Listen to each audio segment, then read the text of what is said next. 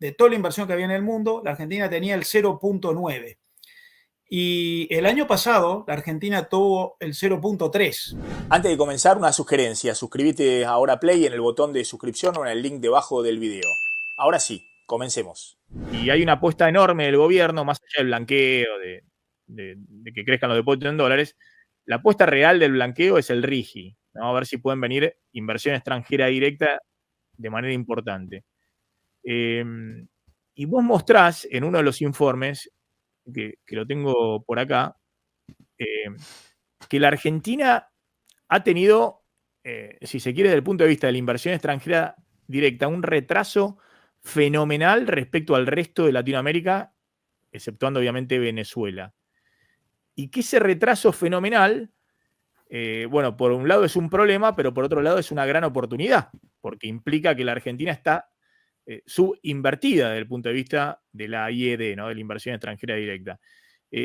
Contame un poco lo que vos estás viendo respecto a la inversión extranjera directa y si se puede hacer algún cálculo de lo que puede venir por delante. Bueno, lo primero es la información que vos mencionás. Lo que yo hice fue comparar la evolución del stock de inversión extranjera directa en todos los países de la región. Y como pongo en el informe, comparo stocks y no flujos, porque tenemos la tendencia a analizar el flujo del comercio internacional y el flujo de la inversión extranjera directa, pero los fenómenos son distintos, porque el comercio internacional todos los años empieza de cero, pero la inversión extranjera directa que entró como flujo después quedó como stock. Entonces me interesa analizar el acervo de inversión que hay en cada país y en el punto de partida de la serie, que es el principio del siglo, que es un punto elegido porque es un buen momento periódico, pero además porque la Argentina en ese momento estaba muy fuerte en inversión extranjera. La verdad es que la Argentina en los 90 había recibido mucha inversión extranjera. Bueno, comparando lo que ha transcurrido del siglo, la Argentina es el peor de la clase. Nosotros teníamos en el inicio del siglo, el año 2000, 2001, un stock de inversión extranjera directa en nuestro país que equivalía al 0,9 de todo el stock mundial. De toda la inversión que había en el mundo, la Argentina tenía el 0,9. Y el año pasado, la Argentina tuvo el 0,3. O sea, hemos caído de 0,9 a 0,3. Tenemos un tercio de lo que teníamos en relación al resto del mundo, ¿no? En términos nominales, crecimos como crecieron todos, pero mientras la curva de crecimiento del mundo y de Latinoamérica fue muy ambiciosa y muy generosa, la nuestra fue muy débil y somos el peor de la región. Hoy en la Argentina hay más o menos 130.000 millones de dólares de stock de inversión extranjera hundido en el país. Eso marca dos cosas. Primero, que hubo salida. Todos hemos visto muchas empresas extranjeras que se fueron en 20 y pico de años. Y en segundo lugar, que lo que ingresó es muy débil e incluso con alguna, entre comillas, trampita, porque la Argentina, como ha impedido la salida de utilidades de las empresas extranjeras, ha obligado a esas empresas a reinvertir utilidades, por lo que si uno hace un desagregado se da cuenta que casi toda la inversión extranjera que hay en la Argentina es reinversión de utilidades de las multinacionales que no se pudieron ir, que probablemente en condiciones normales todavía hubieran reducido más la inversión Mira, extranjera. eso que contás es tal cual, es tal cual. Por ejemplo, cito un caso, ¿no? Que algunos dicen, bueno, pero miren los anuncios que está haciendo, por ejemplo, Stellantis, que es hoy la principal automotriz del mercado, ¿no? Tiene un tercio del mercado, pues tiene desde Peugeot a Fiat y además de las otras marcas, ¿no? Jeep, Ram, Citroën, que ha anunciado inversiones importantes, pero ya las había anunciado el año pasado en el marco del cepo, al no poder remesar utilidades, incluso hizo una inversión muy importante en una mina de cobre en San Juan, en parques eólicos, es decir, toda una diversificación pensando, ¿no? en la matriz internacional de la empresa, muy, muy importante. Ahora, eso, algunos dicen, es más, algunos reconocen que si no hubiese sido por la situación del cepo, bueno, estaba discutido si hubiese estado o no, pero obviamente no es algo virtuoso, ¿no? No es algo que el cepo no se puede sostener y de hecho ahora empieza a jugar en contra, o no, el cepo para las utilidades y dividendos. Si vos mirás la inversión extranjera en general te da esto. La Argentina baja de 0,9 mundial a 0,3 mundial, perdiendo participación. Somos el peor de la clase. Si vos discriminás el origen de la inversión extranjera en la Argentina comparado con el resto del mundo y con la región, vos descubrís que en el mundo y la región los principales mecanismos de ingreso e inversión extranjera directa son aportes de capital o préstamos intraempresas. Y en la Argentina es reinversión de utilidades, no es ni aporte de capital ni préstamo. O sea, como no puedes salir, reinvertís. Y bueno, en algún caso reinvertís en factores productivos, pero en otros casos reinvertís comprando un edificio o comprando una mina o con algún otro mecanismo de reservar valor, Claro. lo cual hace incluso suponer que probablemente los números de la Argentina darían todavía peor en materia de inversión extranjera. Ahora, la segunda parte de la respuesta, Maxi, es... Pero para un segundo, ahora me contás, para adelante la segunda parte, ¿no? A ver Claro, qué hay para adelante. claro. Pero es que yo en su momento, cuando había visto los números, hasta que se puso el cepo, ¿no? A fines de 2011, entre 2003 y 2011 había habido una remesa de utilidades muy grande de las empresas multinacionales, ¿no? Incluso yo decía que habían ganado más que en los 90, digamos, porque aparte era un dólar mucho más alto, en vez de ser 1-1 era 3-1, ¿no? O 3,5-1.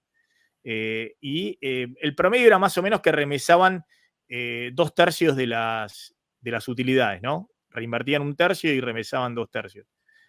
Pero había habido entonces, era la paradoja, ¿no? De que el kirchnerismo había pasado de una remesa récord de utilidades y dividendos de todas las filiales a sus casas matrices, durante, sobre todo, 2003, 2010 más o menos, a directamente poner cepo, no pueden remesar nada, digamos, frenarle totalmente la remesa de utilidad y dividendos, ¿no?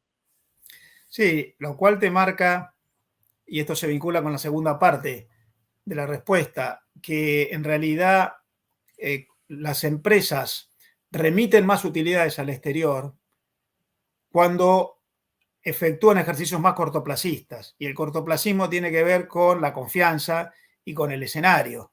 O sea, que las empresas envíen más utilidades al exterior no quiere decir necesariamente que estén ganando más dinero, sino que a lo mejor están postergando inversiones porque tienen menos confianza o tienen temor de que puedan venir restricciones posteriores. En realidad, la performance de las compañías internacionales hay que analizarlas en ciclos más largos. Cuando empieza a anticiparse la salida, pasó también en 2001, todavía teníamos un escenario teóricamente desde el punto de vista regulativo menos restrictivo, pero todo el mundo tuvo pánico y empezó a salir. Entonces la confianza es muy importante, las expectativas son muy importantes. Y acá entonces viene la segunda parte. Yo creo que el RIGI es una buena respuesta como para dar condiciones que no son muy excepcionales en relación al resto del mundo, son excepcionales en relación a la Argentina, porque finalmente el RIGI, ¿qué te da? Bueno, vas a tener tranquilidad cambiaria, vas a tener impuesto a la ganancia más o menos acorde a lo que el resto del mundo, te garantizo cierta estabilidad. O sea, el RIGI tampoco es que está dando excepciones en relación al resto del mundo, está dando excepciones en relación al sistema argentino. En mi opinión, lo ideal en esos casos es que no haya una política de pick the winners, de beneficiar a algunos y no a otros. Lo mejor es un escenario transversal. Ahora, la otra parte de la pregunta es, ¿alcanza el RIGI? Porque es cierto que es hasta ahora algo que ha despertado expectativas de muchos inversores, sobre todo en materia minera o energética, pero tenés que tener el resto. Yo creo que tenés que dar sustentabilidad al escenario que viene en términos cambiarios, inflacionarios, regulativo y jurídico, derecho de propiedad, el cepo. Así que ahí yo creo que el RIGI es una buena señal, pero probablemente no sea la última solución y la Argentina va a tener que seguir trabajando en lo objetivo y en lo subjetivo, que son las expectativas. Es muy importante trabajar en las expectativas, porque, insisto, la Argentina ha tenido salida de utilidades de empresas en aceleración con entornos muy dudosos desde el punto de vista del intervencionismo, como en este siglo, pero también en la última época de la Rúa con entornos menos regulativos y sin embargo el problema de las expectativas y de lo que se llama sustentabilidad o sostenibilidad del escenario también. Así que ahí yo creo que hay un shock RIGI, pero hay un proceso que también hay que ir viendo. A ver si puedo mostrar este dato, porque la verdad es muy impresionante. Primero, El stock de la inversión extranjera directa lo sacás de INDEC, ¿no? La fuente es No, INDEC. en realidad hay tres Banco fuentes. Central. La fuente que compara mejor esto es CEPAL. CEPAL tiene datos de Ah, casi todos los países y te permite la evolución. Yo además corroboro con los datos oficiales de la mayoría de los países que tienen sus fuentes oficiales, sus index, cada uno lo tiene, pero claro. no todos lo tienen. Entonces, el que me permite uniformar todo es CEPAL, que donde no hay fuente local genuina, acudo a CEPAL y armonizo todo. Miren este dato que dice Elizondo acá en el informe que armó, ¿no? Esto es un poco lo que contaba recién, que cuando comenzó el siglo XXI, en el año 2001, el stock de inversión extranjera directa operando en Argentina era de 79.500 millones, 80.000 millones de dólares, representaba el 26% del total en América Latina. Y hoy el stock operando en nuestro país apenas representa el 4% del Sí. total nacional. Antes éramos el 26% del total de inversión extranjera directa en América Latina, ahora es apenas el 4% del total regional. Bueno, ¿qué pasó? Y voló la inversión extranjera directa en el resto de América Latina, ¿no? Acá lo dice. En el transcurso del siglo XXI, el stock de IED, medida en dólares estadounidenses corrientes, se multiplicó por 10, mientras, según la CEPAL en Argentina, no llegó a duplicarse nominalmente. Hoy es 130.000 millones de dólares, lo que decía recién Marcelo, ¿no? Y fíjense, aumentó, es decir, de 80.000 a 130.000 millones de stock, el stock. Sí. El stock. ¿El flujo cuánto es? ¿Son 7.000 millones por año más o menos? Varía, pero más o menos son 7.000 millones, sí. 7.000 Lo millones que de pasa dólares es por que año. otra vez el flujo depende de muchos factores ocasionales, Claro. sobre todo en la Argentina. Entonces es menos genuino. Hay otros países, Brasil, por ejemplo. Brasil tiene un flujo anual que siempre está entre los 10 mayores del mundo, siempre. Brasil es un gran receptor de inversión extranjera directa en la región. Y más o menos, Bolsonaro o Lula. o Temer, el que quieras. En cambio, la Argentina depende mucho, más cepo, menos cepo, Claro. algunas políticas específicas para algunos rubros, otras, por ejemplo, el aliento a las inversiones en vaca muerta durante el gobierno anterior o ahora el RIGI. Entonces, el flujo es más o menos 7.000. Pensá que a fines de los 90 llegó a más de 20.000, sobre todo cuando Argentina vendió la acción de oro de YPF. Pero otra vez, la Argentina analizar flujo anual es bastante poco explicativo. Por eso me interesa más analizar el stock, porque es largo plazo y es el acervo de inversión que vos tenés operando en una economía. Claro, Marcel. ahora, déjame completar, Claudio, Sí. el informe para que vean, porque es impresionante. Yo he visto estos datos y me sorprendió que armó Elizondo en el informe. Dice, en la Argentina no llegó a duplicarse la inversión extranjera directa desde el 2001 hasta ahora. En Nominal. Uruguay, perdón, el stock de inversión extranjera El directa. stock nominal, medido en dólares. Está bien, pero para todos los países lo mismo, digamos. O sea Sí, que sí. en dólares corrientes, no es en dólares. Exacto. En Uruguay se multiplicó 30 veces, en Colombia se multiplicó por 16 el stock. En Perú se multiplicó por 11, en Brasil por 9, en Panamá por 9, en Paraguay por 8, en Chile por 5, y en México también se quintuplicó el stock y Ecuador casi lo cuadruplicó. Y después cuando voy a ver los números que pone en este informe Elizondo, es impresionante porque obviamente la Argentina, como decía recién Marcelo, tiene 130.000 millones de dólares de stock. De stock es lo hundido, la inversión acá en fierros, en fábricas, en edificios, en todo lo hundido a lo largo de los años, y obviamente tiene una tasa de depreciación, todo eso, pero es todo lo hundido por las empresas multinacionales acá en la Argentina. 130.000 millones de dólares, ¿no? Exacto. Que es un número más chico, Maxi, que el de países mucho más chicos que nosotros, como Perú. Nominalmente, Perú tiene un stock mayor que Argentina. Perú. Eso es lo que quería mostrar. Miren acá, Perú, 138.000 millones de dólares. Perú, que debe ser un país que es la quinta parte de Argentina. Exacto. Es impresionante. Fíjense Chile, que es, no sé si la tercera parte de Argentina, 254.000 millones de dólares. Prácticamente el doble el stock. No, perdón, 286.000 Chile. Más del doble del stock de inversión extranjera directa que tiene Argentina. Colombia, el doble de la inversión extranjera directa que tiene la Argentina. Estamos hablando de todas economías más chicas. Obviamente, México tiene, multiplicamos por 5, el stock, 821 mil millones, es una economía más grande, y Brasil, casi 1.200.000 millones de dólares. Es decir, casi un stock que es 10 veces mayor. Pero lo que es muy impresionante es que economías más chicas que la Argentina tienen un stock de inversión extranjera directa enorme, ¿no? Respecto a lo que es la Argentina. Esto no es solamente números, sino que esto después tiene un montón de externalidades. Por ejemplo, en términos de acoplamiento tecnológico, claramente donde tenés menos inversión extranjera directa, tenés atraso tecnológico, sobre todo que en estos últimos 20 años en el mundo ha habido una gran revolución tecnológica. Pero lo segundo en lo que influye, y eso tiene que ver con el otro informe que mencionabas, Maxi, es en el comercio internacional.